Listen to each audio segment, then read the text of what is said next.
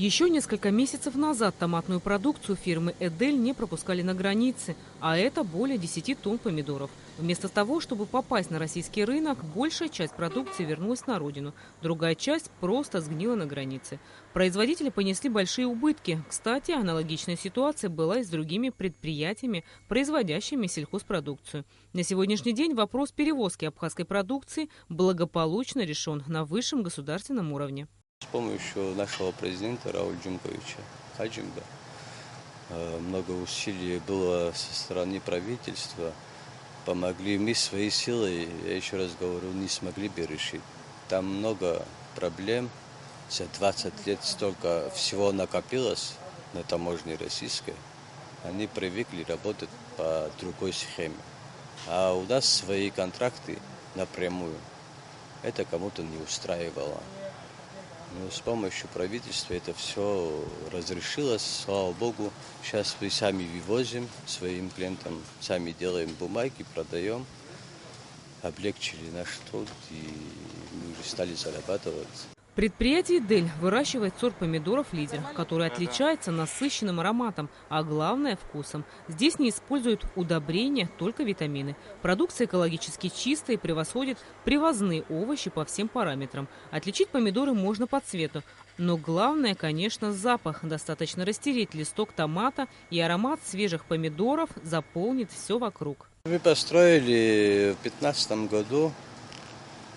Затраты у нас не маленькие, до 4 миллионов долларов. Это сорт «Лидер» называется. Голландская технология. Вот. Она нежная очень.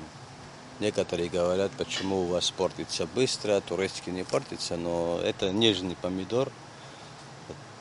Тонкая шкура у него. С ними надо очень обращаться аккуратно, нежно. Потому что есть такие сорта помидоры, одиночки такие розовые, большие, они повреждений тоже не боятся, они долго хранятся. Это другой сорт, сочный. Если этот сорт томатов высадить в грунт, то такой урожайности не будет, так как стебель вырастает только до 1,5 метров. В теплице же вытягивается, как лиана, до 20 метров. Урожайность 30 килограммов с одного корня. В летнее время за один месяц выходит до 150 тонн помидоров. В этом году, с сожалением, отмечают сотрудники фирмы, они вряд ли достигнут запланированного объема урожая, так как большое количество саженцев погибли из-за поздней высадки. Затраты большие, урожай не так нам, как хотелось в этом году, потому что при посадке саженцев застал холод, вовремя не успели отопить, попортилось много корней. 40-45 тысяч корней где-то у нас испортилось. Вот. Но мы духом не падаем. На будущий год, я думаю, мы все эти ошибки поправим. Сейчас сезон у нас заканчивается в конец июля. Уберем это все, новые саженцы посадим, и на будущий год, я думаю, у нас пойдет работа. Работают здесь 55 человек, все местные жители. Зарплаты выше средних по республике, до 15 тысяч рублей в месяц. Рената Шакая, Беслан Джинджолия, Абхазское телевидение.